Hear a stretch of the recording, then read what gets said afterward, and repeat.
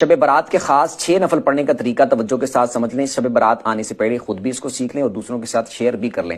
15 شعبان کی رات، شب برات کی جو رات ہوگی، جو وہ رات جب سٹارٹ ہوگی تو اس رات آپ نے مغرب کے بعد 6 نفل پڑھنے ہیں، 2 کر کے۔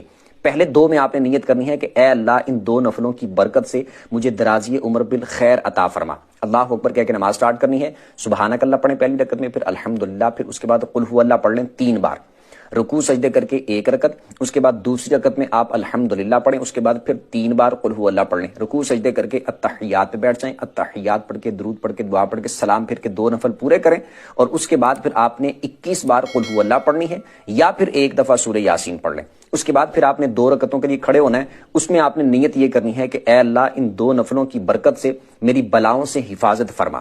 اس کے بعد آپ نے اسی طرح سیم جس طرح پہلے میں نے بتایا 2 نفل پڑھنے ہیں، سیم اسی طریقے کے مطابق۔ پھر یہ 2 پڑھنے کے بعد آپ نے پھر 21 دفعہ قل هو اللہ پڑھ لینی ہے، یا پھر 1 دفعہ سورہ یاسین پڑھ لینی۔ اس کے بعد پھر آپ نے 2 اور پڑھنے کے لیے کھڑے ہونا ہے، اس میں آپ نے نیت یہ کرنی ہے کہ اے اللہ ان 2 نفلوں کی برکت سے مجھے اپنے سوا کسی کا محتاج نہ کرنا۔